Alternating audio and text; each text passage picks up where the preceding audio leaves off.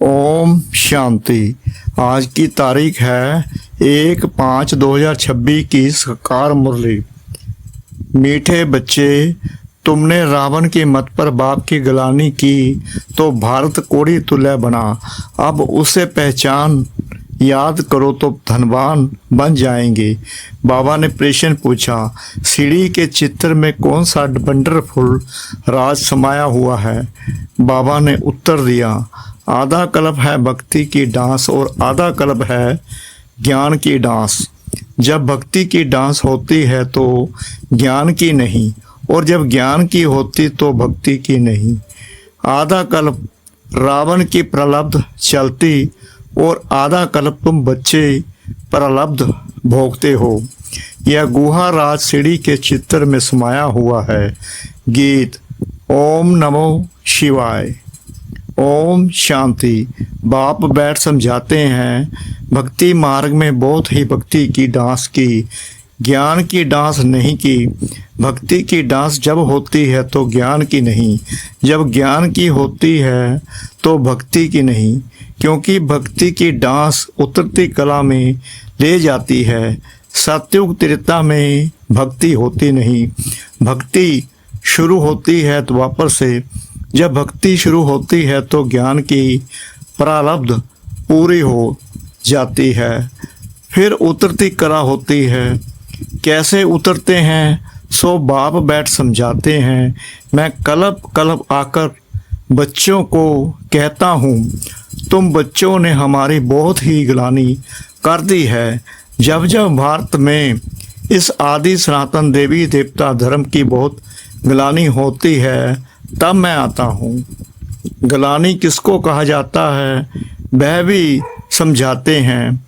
बाप कहते हैं, मैं भिखारी नरकवासी भारत को आकर कल्प कल्प स्वर्गवासी बनाता हूँ।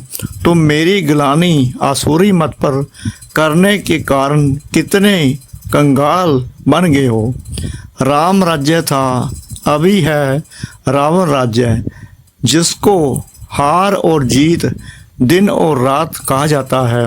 अब विचार करो, मैं कब आऊं? जिन्हों को राज्य दिया वही राज्य गंवा बैठे हैं। हिसाब किताब तो सारा समझाया ही है। मैं आकर बरसा देता हूँ, फिर रावण आकर तुमको श्रापित करते हैं। भारत को खास, दुनिया को आम। भारत की महिमा का भी किसको पता नहीं है। पहले पहले भारत ही था, कब था, कैसे था, कौन राज्य करते थे, किसको भी कुछ पता नहीं है। कुछ भी समझते नहीं हैं। जो देवता थे शक्ल मनुष्य की, सीरत देवताओं की थी। अब सूरत भल मनुष्य की है, सीरत आसुरी है। जिसको समझाते हैं वह समझते नहीं हैं, क्योंकि परलौकिक बाप को ही नहीं जानते और ही बैठ गाली देते हैं। बाप की ग्लानि करते करते बिल्कुल ही कोड़ी तुल्य बन गए हैं। भारत का डाउनफॉल हो गया है। ऐसी हालत जब होती है बाप कहते हैं तब मैं आता हूँ। अभी तुम बच्चों को सम्मुख समझा रहा हूँ। कल्प पहले भी ऐसे ही समझाया था। यह देवी संप्रदाय की स्थापना हो रही है। मनुष्य से देवता बन रहे हैं। मनुष्यों को यह पता ही नहीं है कि बाप कब आते हैं। सतयुग त्रेता में तुम बड़ी खुशी में प्रारब्ध भोगते हो, फिर द्वापर से रावण का श्राप पाते पाते बिल्कुल ही खत्म हो जाते। जैसे देवताएं प्रारब्ध भोगते भोगते त्रेता के अंत में खत्म हो जाते हैं, फिर रावण की आसुरी प्रारब्ध शुरू होती है। भक्ति भी पहले अभय विचारी होती है, फिर वह विचारी होती है। सीढ़ी ठीक बनी हुई है। हर एक चीज सतो प्रधान, सतो रजो तमो बनती है। खाद पड़ती है। तुम बच्चों को समझाया तो बहुत अच्छी रीति जाता है, परंतु धारणा कम होती है। कोई में तो समझाने का बिल्कुल अक्ल ही नहीं।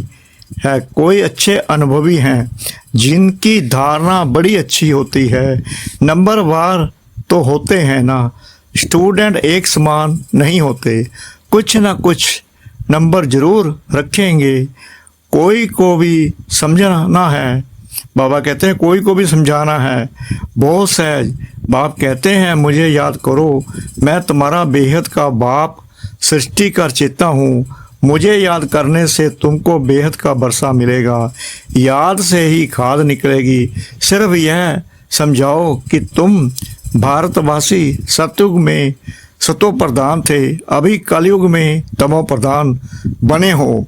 आत्मा में खाद पड़ती है, पवित्र होने बगैर कोई वहाँ जा नहीं सकते। नई दुनिया में है ही सतो प्रधान, कपड़ा नया है तो कहेंगे सतो प्रधान, फिर पुराना तमो प्रधान हो जाता है। अभी सबका कपड़ा फटने लायक है, सब जड़ जड़ी भूत अवस्था को पाए हुए हैं। जो विश्व के मालिक थे वही बिल्कुल गरीब बने हैं, फिर उनको ही साहूकार बनना है। इन बातों को मनुष्य नहीं जानते। भारत स्वर्ग था, इन लक्ष्मी नारायण का राज्य था, और सब धर्म वाले तो बाद में आए हैं। बाप तुमको रियल बात बैठ समझाते हैं। गीता का देखो कितना मान है, पढ़ते पढ़ते बिल्कुल ही नीचे गिर गए हैं। तब पुकारते हैं हे पतित पावन आओ, हम भ्रष्टाचारी बन गए हैं। सदगति तो भगवान ही दे सकते हैं, बाकी शास्त्रों में तो सब है भक्ति मार्ग, तुम्हारी बुद्धि में बैठा हुआ है।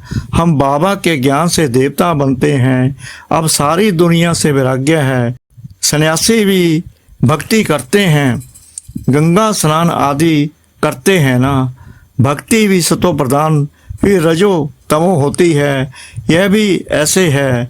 आधा कल्प ब्रह्मा का दिन और आधा कल्प रात गाई जाती है। ब्रह्मा के साथ जरूर ब्राह्मणों का भी होगा।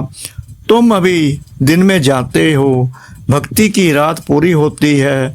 भक्ति में तो बहुत दुख है, उनको रात कहा जाता है। अंधेरे में धक्के खाते रहते हैं भगवान से मिलने के लिए। भक्ति मार्ग में सदगति देने वाला कोई होता नहीं, तुम्हारे सिवाय कोई भी यथार्थ रीति भगवान को नहीं जानते हैं।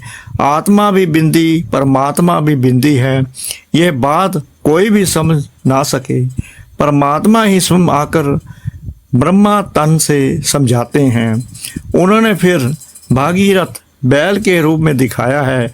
अब बैल की तो बात ही नहीं, बाप सब बातें अच्छी रीति समझाते हैं, परंतु किसकी बुद्धि में पूरी रीति बैठता नहीं। बाप बैठ समझाते हैं, बच्चे मैं तुम आत्माओं का बाप हूँ, तुम मुझे याद करो और बरसे को याद करो तो तुम्हारे विक्रम विनाश होंगे। फिर भी कहते हो भूल जाते हैं। वाह, ऐसे साजन व बाप को भूलना चाहिए। स्त्री पति को अथवा बच्चे कभी बाप को भूलते हैं क्या? यहाँ तुम क्यों भूलते हो? कहते भी हो बाबा आप हमको स्वर्ग का मालिक बना रहे हैं, फिर भी भूल जाता हूँ। बाप कहते हैं याद नहीं करेंगे तो अंदर जो कट चढ़ी है वह कैसे निकलेगी। मुख्य बात है ही याद की, अपना कोई दूसरे धर्म से ताल्लुक नहीं है। स्कूल में तो हिस्ट्री ज्योग्राफी समझाते हो, कोई तो बिल्कुल समझते नहीं। बाप पढ़ाते हैं, यह बुद्धि में बैठता नहीं है। अच्छा बाप और बरसा तो याद करो कि यह भी भूल जाते हो। जिसके लिए आधा कल्प से भक्ति करते आए उस बाबा को याद नहीं करते। तुम बच्चों की बुद्धि में है। अब हम यह शरीर छोड़ राजाई में जाएंगे, यह अंतिम जन्म है। सूक्ष्म वतन में उनके फीचर्स तो वहीं देखते हो, बैकुंठ में भी देखते हो। जानते हो यह मम्मा बाबा ही लक्ष्मी नारायण बनते हैं। तुम जब सतयुग में रहते हो तो समझते हो कि यह एक शरीर छोड़ दूसरा लेना है। वहाँ उनको ये पता नहीं रहता कि सतयुग के बाद त्रेता आएगा, द्वापर आएगा, हम उतरते जाएंगे। ज्ञान की बात नहीं रहती है, पुनर्जन्म लेते रहते हैं, वहाँ आत्म अभिमानी रहते हैं, फिर आत्म अभिमानी से देवाभिमानी बन जाते हैं। यह नॉलेज सिर्फ तुम ब्राह्मणों को है और कोई के पास नहीं है।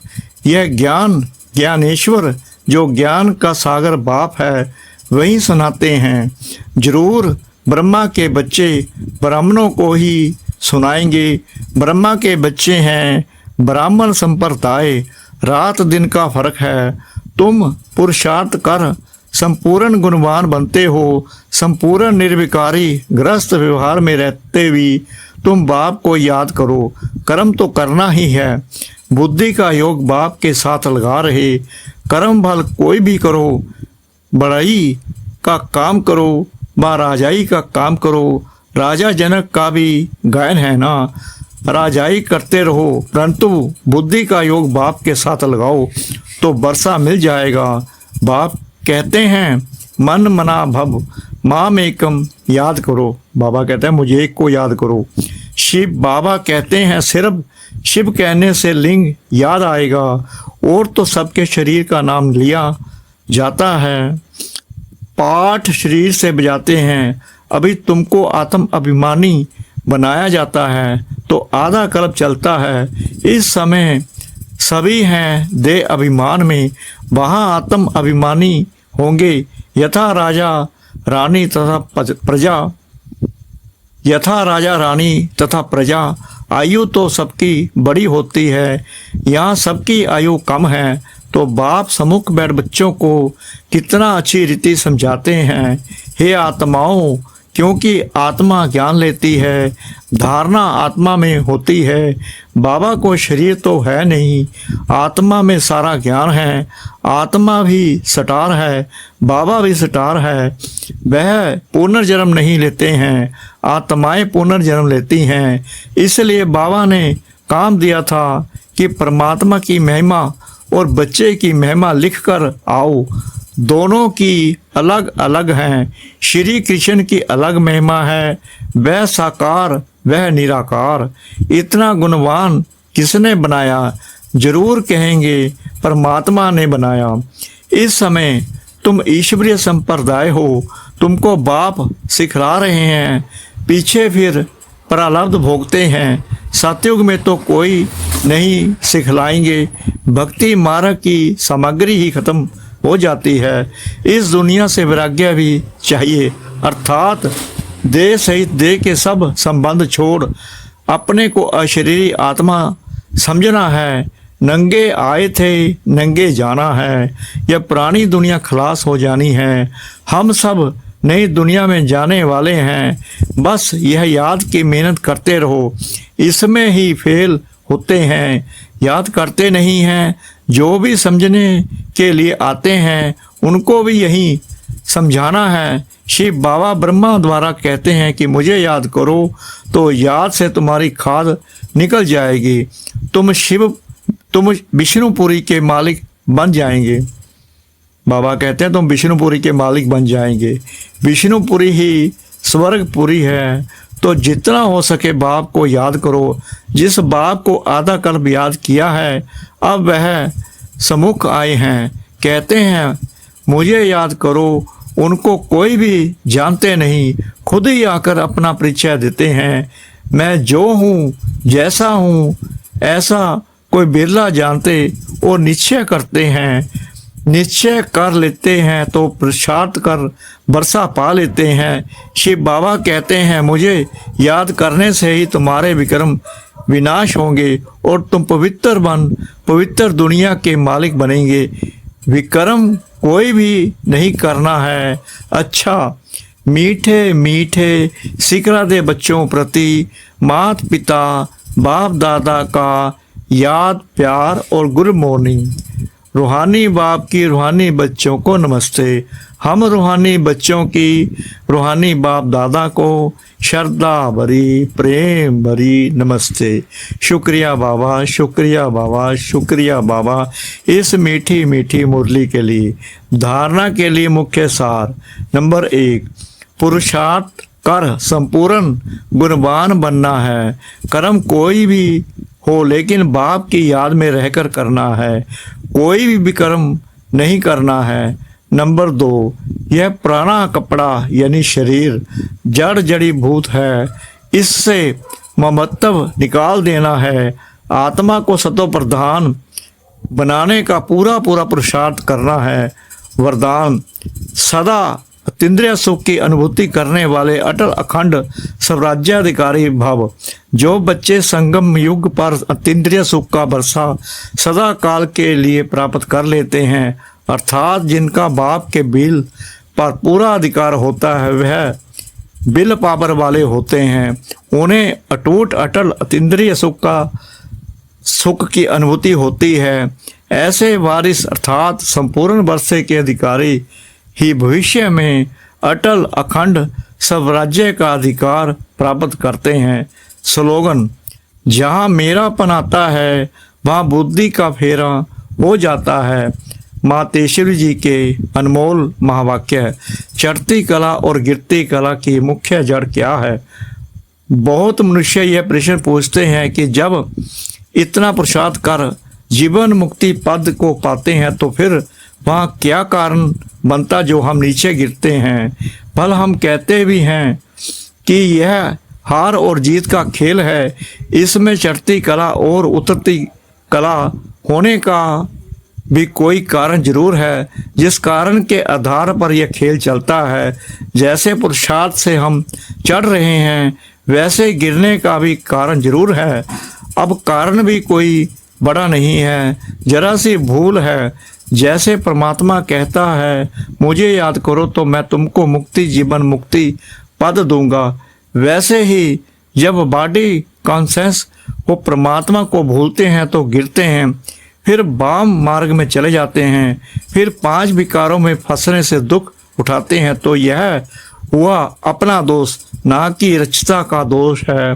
जो लोग कहते हैं दुख सुख परमात्मा ही देता है, यह कहना बिल्कुल रॉन्ग है, यानी गलत है। बाबा सुख रचता है, ना कि दुख रचता। बाकी हम श्रेष्ठ कर्म से सुख उठाते हैं और भ्रष्ट कर्म से दुख भोगते हैं। बाकी अच्छे कर्म का फल और बुरे कर्मों का दंड परमात्मा द्वारा अवश्य मिलता है, परंतु ऐसे नहीं कहेंगे कि सुख दुख दोनों परमात्मा देता है। नहीं, परमात्मा तो चढ़ती कला में हमारे साथ है, बाकी गिराने वाली माया है। कामन रीति में भी कोई साथ अथवा मदद लेते हैं सुख के लिए, बाकी दुख उठाने के लिए कोई किसका साथ नहीं लेते। बाकी तो जैसा जैसा कर्म वैसा वैसा फल की रिजल्ट। तो इस ड्रामा के अंदर दुख सुख का खेल अपने कर्मों के ऊपर बना हुआ है, परंतु तुच्छ बुद्धि मनुष्य इस राज को नहीं जानते। अच्छा, ओम शांति। आज के अव्यक्त इशारे। सदा अचल अडोल एक रस स्थिति का अनुभव करो। समय प्रमाण, अब सदा अचल अडोल सर्व खजानों से संपन्न रहो। थोड़ा भी डगमग हुए तो सर्व खजानों का अनुभव नहीं होगा। बाप द्वारा मिले हुए खजानों को सदा कायम रखने का साधन है सदा अचल अडोल रहना। अचल रहने से सदा ही खुशी की अनुभूति होती रहेगी। जैसे विनाशी धन नाम मान शान कुर्सी आदि मिलती है तो खुशी होती है ना, यह तो अविनाशी खुशी है, लेकिन यह खुशी उसे रहेगी जो अचल अडोल एक रस स्थिति में रहेंगे। ओम शांति।